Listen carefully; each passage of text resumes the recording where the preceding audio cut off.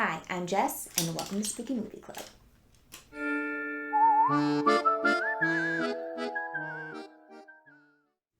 Hi, everyone. Welcome back to the Spooky Movie Club, the first Spooky Movie Club of 2021. January is Vampire Month, and this is the first movie we watched From Dusk Till Dawn this week. I'm really excited to get into it. I'm going to read the back of the box now, but if you want to skip ahead, I'll leave timestamps below. Rump Roast has a lot to say, as he usually does. From Dusk Till Dawn, an action extravaganza, as Roger Ebert exclaimed. It's non-stop thrills when George Clooney and Quentin Tarantino star as the Gecko brothers, two dangerous outlaws on a wild crime spree. After kidnapping a father and his two kids, the Geckos head south to a seedy Mexican bar to hide out in safety. But when they face the bar's truly notorious clientele, they're forced to team up with their hostages in order to make it out alive. From Robert Rodriguez and Quentin Tarantino, the creators of Grindhouse, From Dusk Till Dawn is explosive action entertainment. I think they did a good job of explaining it without giving too much away. It's actually, they don't tell you that they're vampires. So I guess if you were watching this for the first time when it came out, you probably had no idea what was going to happen in the bar, which I think is exciting, which is a nice touch, but we'll get into it. Let's get into my thoughts. Okay, From Dusk Till Dawn. I have to say that this movie actually surprised me. What I liked right off the get-go was they immediately throw you in. You're immediately met with George Clooney and Quentin, and they're, taking hostages in this gas station. They blow up the gas station. You have no idea what's happening, but yet you're so involved already. And I think that's the perfect way to start any film, really. And I thought that was a great kind of entrance point. And at first you're kind of like, where are the vampires going to come in? When are they going to happen? Because it's just kind of like a hostage crime action movie until you get to Mexico, the bar From Dusk Till Dawn. Open from dusk till dawn. What is it called? What's the bar called? The bar is called Titty Twister, and it's open from dusk till dawn.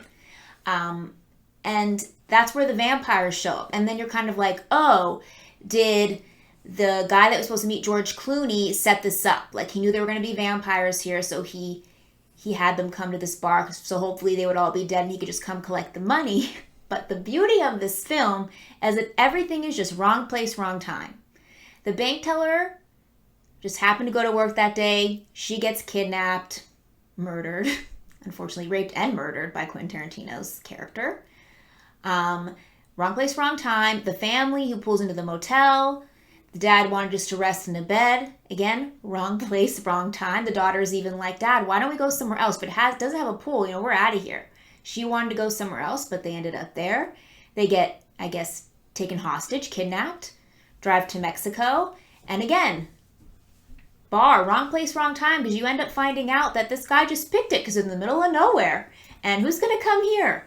So I thought that was a really excellent way to kind of thread the story. Everything was just wrong place, wrong time, just happenstance. I also really enjoyed the special effects and the makeup. I thought those were great. I love how every vampire was different. You do too? You do too, bud? Like Selma Hayek kind of looked reptilian. Others kind of looked classic vampire with just fangs and like a squished face. Some had like split faces. Tom Savini turns into a vampire and then gets his head chopped off and then turns into a hellhound or a rat, something. Those were awesome. Greg Nicotero was the special effects supervisor. Tom Savini only is an actor in this film. And I actually have to recommend, there's a documentary on Shudder about Tom Savini. If you haven't seen it and you have Shudder, watch it because it's very interesting. He seems like a very nice man from Pittsburgh. But yeah, I thought all in all this film was great. I mean, I really have no complaints about it. I love how the blood too, like the human's blood was red. Some vampires had green blood, some vampires had black blood. And I don't know if that's because they wanted to keep it in our rating, if there was all this red blood that they would get like an NC-17 rating, not sure, or if they just wanted to like make it like everybody's different. They're vampires. Everybody has different colored blood. Thought that was a nice touch. Oh, also, at the end, George Clooney. When Kate, like, everybody's dead, okay? Everybody that you think's gonna survive doesn't survive, just ends up being George Clooney and Kate. And she's like, hey, do you need, can I come to El Rey? Like, you need a partner? You need a company? Everybody's dead. She has no one. And he's just like, you know what? I'm sorry. Here's some money, but go home. Literally, her whole family is dead. Her mother died previously before they went on this vacation. Her whole family is dead. And now he's just sending her off. Go in the RV. Drive yourself home. I can't believe that. Why would he do that? That's so crazy to me. So my final impressions on From Dusk Till Dawn. I think it was a great, fun action film. I can imagine if you didn't know there were vampires, kind of enveloped in this story, being shocked when everything turns out to be vampires, which I think is super fun. So I kind of wish, I knew this had vampires in it because I wanted to do it for Vampire Month, obviously. But I think it's a nice surprise if you don't know. So I think that was a nice touch. Even on the back of the box, it doesn't mention it. But I definitely will watch this again. I think it was a fun time. And if you haven't watched it, I think you should give it a go. It's not, because it's not super horror. If you're like not like a super horror fan, I think this is more fun action than horror, but I think you should give it a go. So continuing with Vampire Month, this next spooky movie is one that I think I've seen when I was a young child, but I can't remember it at all. So I think it's a great time to do a rewatch of it, and that is Interview with a Vampire.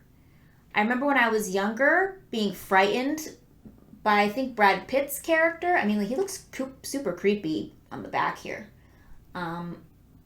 But I feel like these are going to be look like generic vampires, which is fine. I mean, coming off of From Dusk Till Dawn, we have all that different makeup. But I think that'll be fun. He looks super creepy. And even Tom Cruise looks super creepy on the cover. So I'm excited to give this one a rewatch and see if it is kind of what I remember vaguely. So I'm excited to watch this one this week. Thank you for stopping by to discuss From Dusk Till Dawn with me. I had a fun time kind of reviewing it. I would love to know what you thought about the film below. If you want to join us for the Interview with the Vampire viewing party, we're going to do those on Discord. We're going to start doing them on Wednesdays, same time, 6:30 p.m. Pacific Standard Time. And if you want to join us for the live discussion, we do those over on Twitch on Saturdays, 5:30 p.m. Pacific Standard Time. So if you can't make any of those, don't worry, because I'll be back here on Sunday with the review. Bye.